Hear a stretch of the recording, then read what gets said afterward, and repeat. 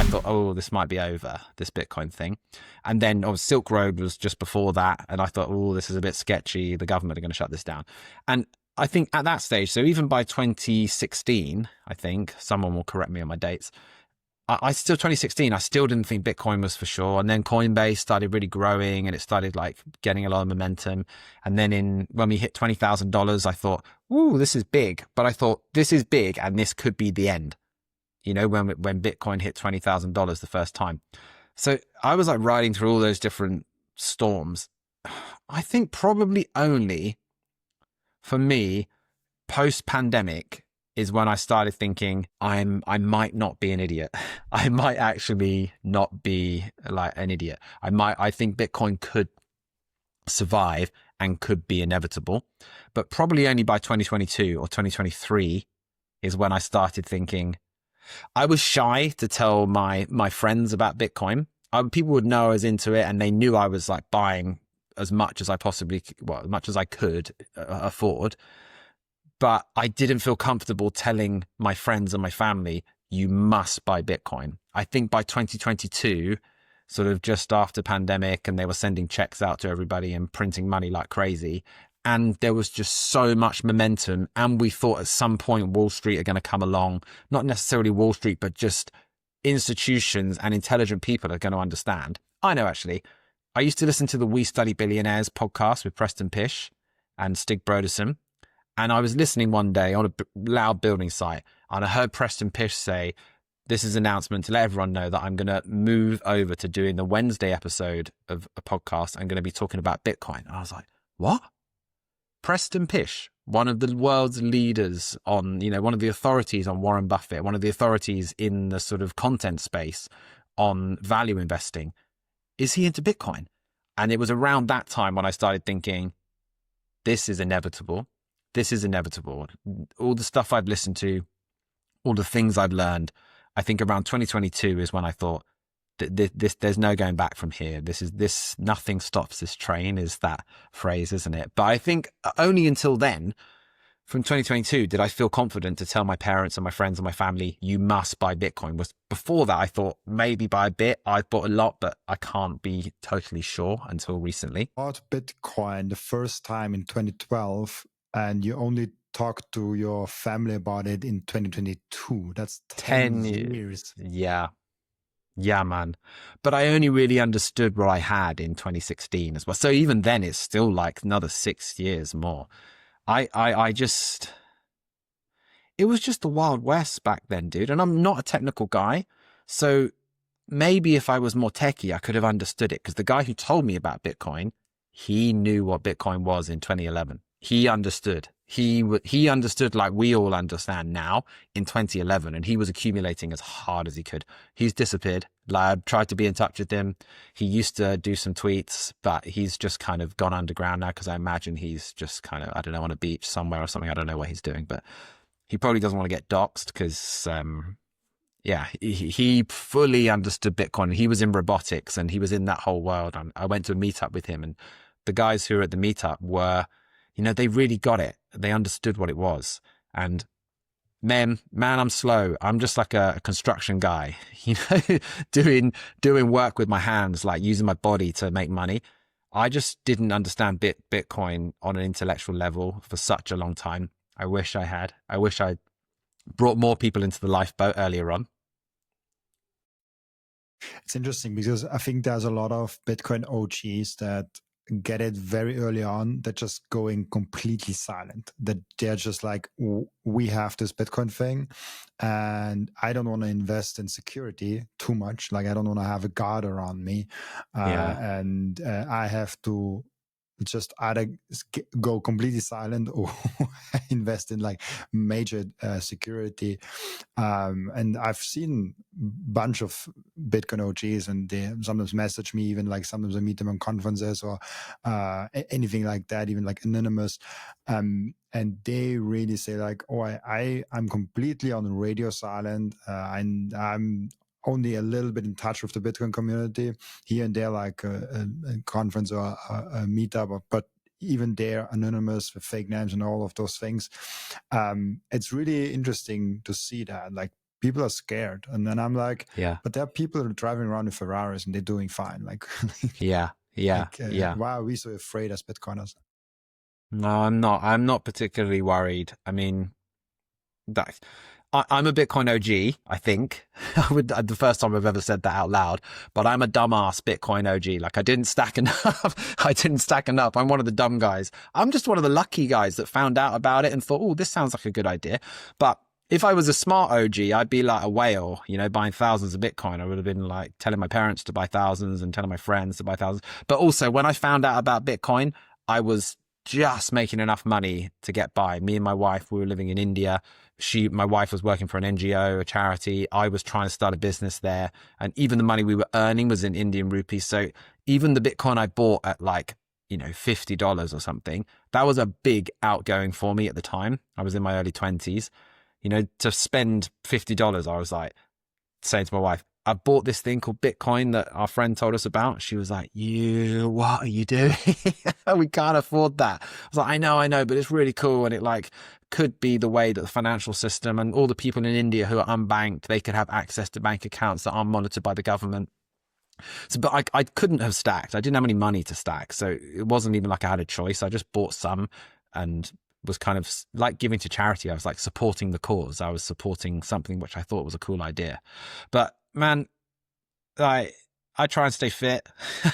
I can run quite fast. So if someone tries to kidnap me, give it your best shot, man. I'm like, there's going to be some other Bitcoiners or some guy driving a Porsche that you might do better kidnapping because I'm going to fight pretty hard.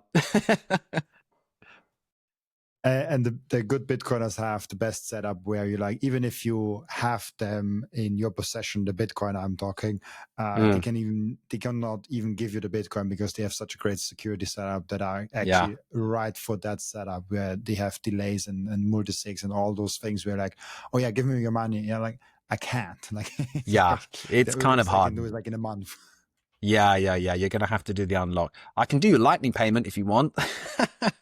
I mean, I can send you a few sats to get you like on the board, but if you're trying to kidnap me, it's just not going to work right now.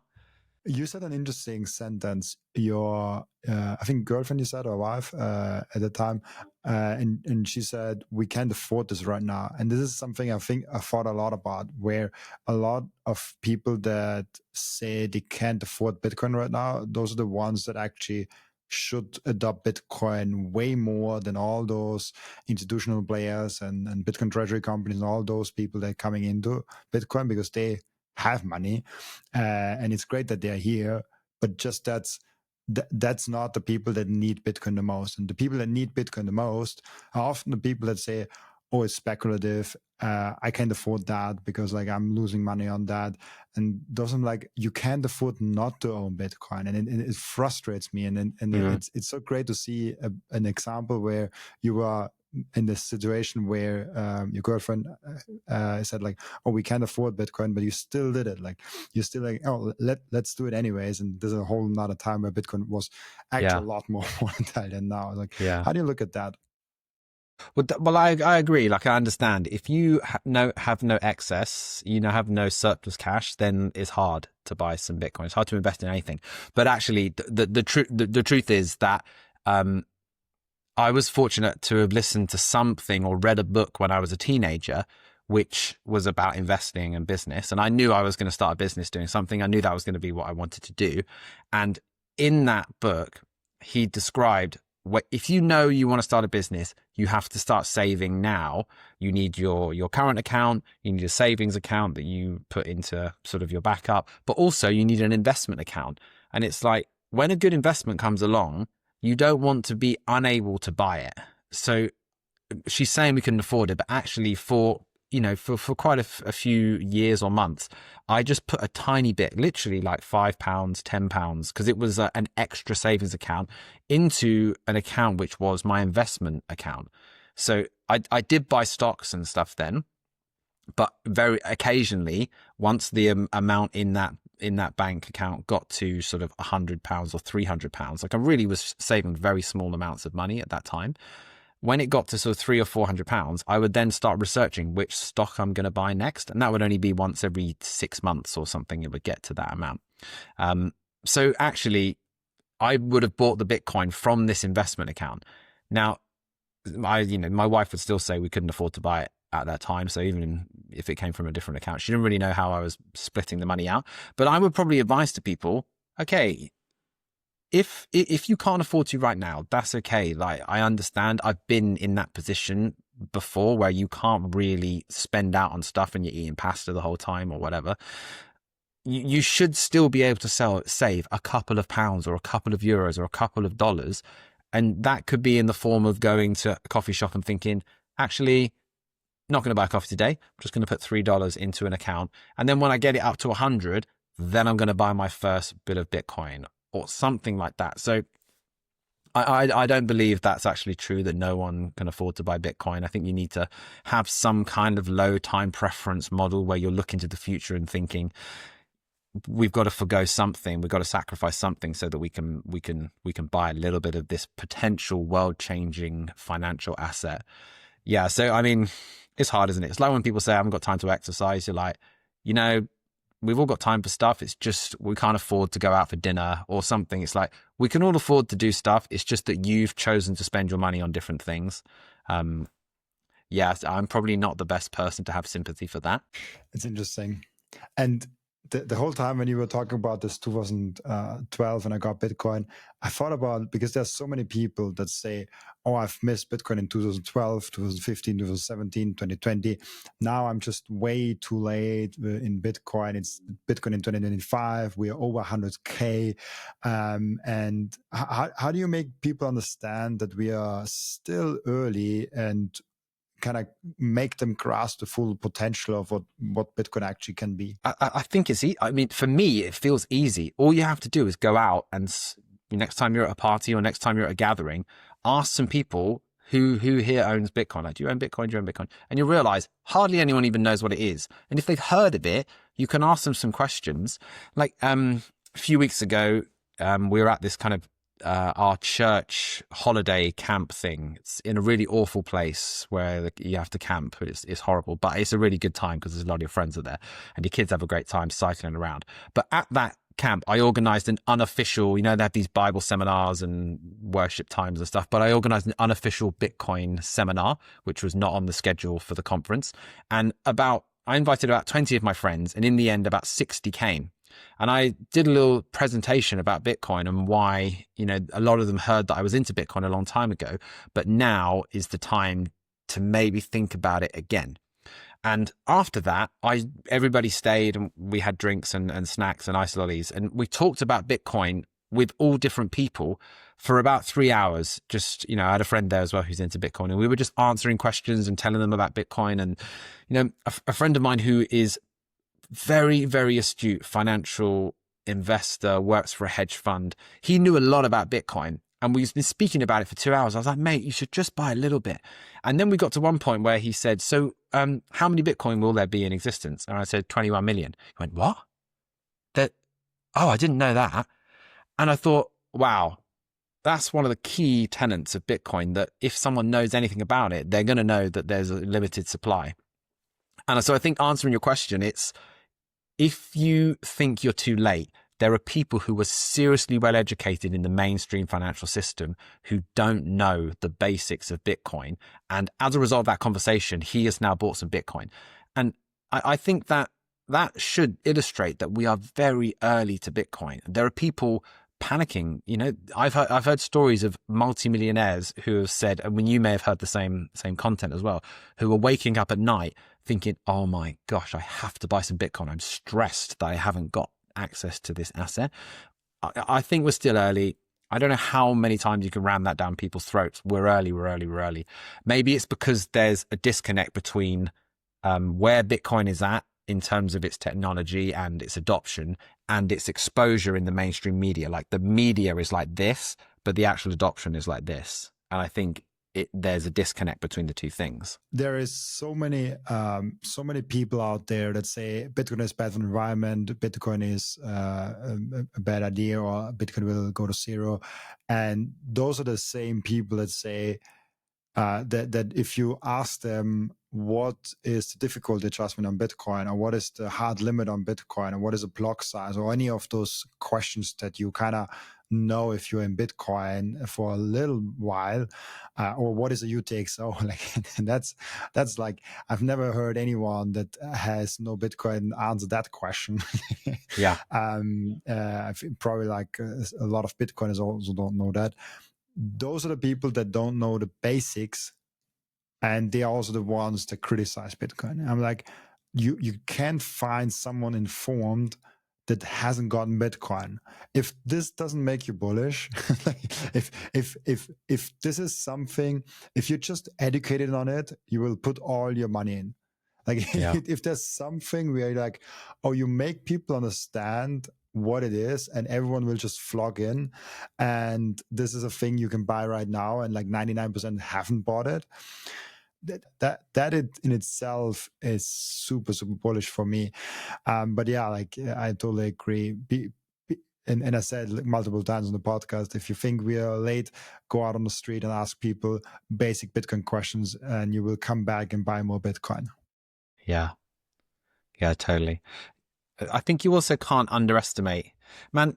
I'm kind of lazy. You know, like I'm default lazy. I have to put things in place in my life. Like, I wake up quite early now, and some of my friends who knew me a long time ago would say, "Wow, you're so disciplined now, and you know, you do exercise and you eat healthy, and you know, you don't eat these things, and you do as." No, actually, I know that I'm lazy, so I have to put in things that become part of my routine to work against my laziness.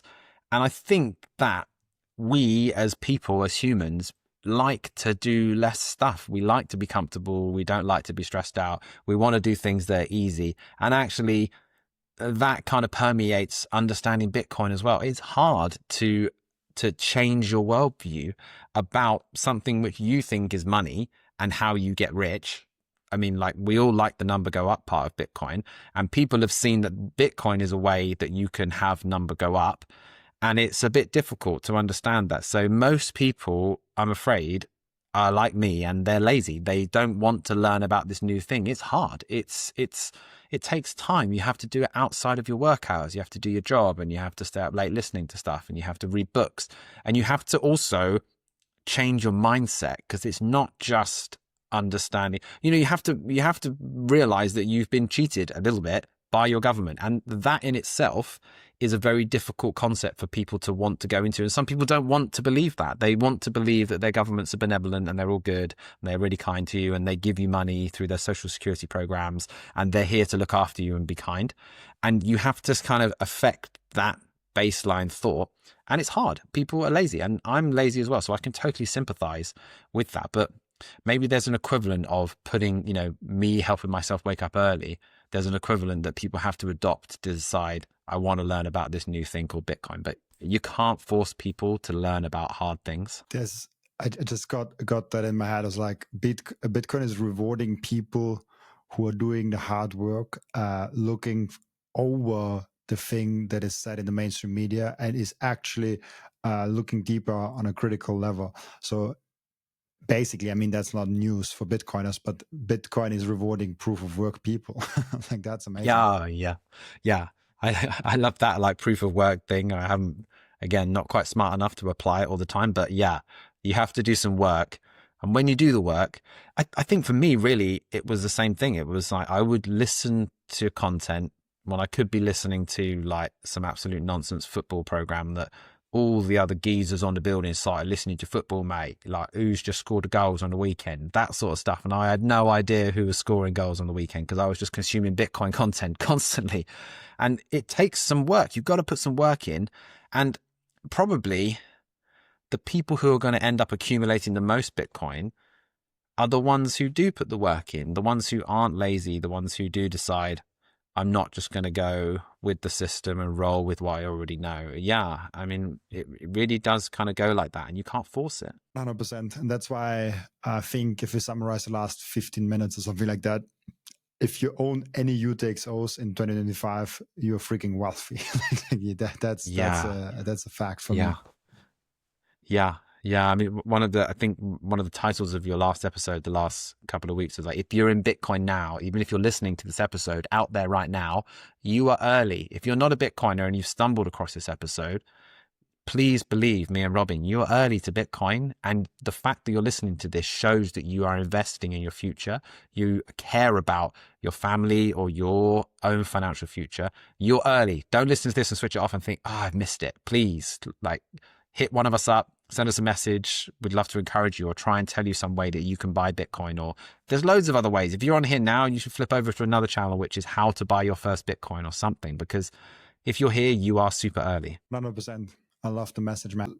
Are business owners, you have an entrepreneurial spirit, and it's really interesting because I think this cycle is all about Bitcoin and businesses. When we talk about Bitcoin treasury companies, when we talk about also mid-sized companies that just put Bitcoin on the treasury without actually doing any fiat games. How do you look at Bitcoin specifically for business owners and entrepreneurial spirits? Yeah, I mean, actually, it is quite an entrepreneurial thing.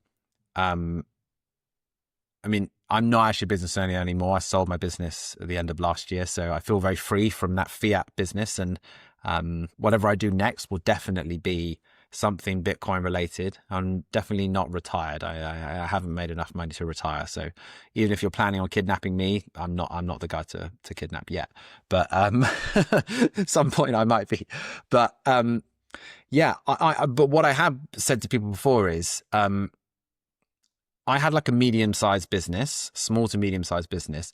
But what I was investing in when some of my friends were raising capital and, trying to start huge businesses, I was taking capital and investing it in Bitcoin. Bitcoin kind of is my startup. It is my kind of business, because at a time when, me and my wife could have been going on holiday more, or we could have moved to a bigger house, we stayed in an apartment because there was no money to buy a bigger house because I've been sweeping as much as I could into Bitcoin. And Bitcoin is kind of my entrepreneurial thing. Like, if you feel like you want to be involved in business, but you haven't got an idea yet, Bitcoin is like investing in a business. It's investing in the developers. It's investing in the network. It's resourcing the nodes. It's giving the miners like a little bit of a fee. Every time you send some Bitcoin, you're kind of giving or investing a bit into a miner. That it is kind of an entrepreneurial thing, really. So maybe that is also why people find Bitcoin difficult to get into, because it's not like buying gold or a house. It is actually a little bit entrepreneurial in its essence by investing into it. Thank you for watching this video. This was only a snippet of the podcast, and if you want to watch the full episode and get all of the context of this episode, you can click right here or here. Oh, maybe also here.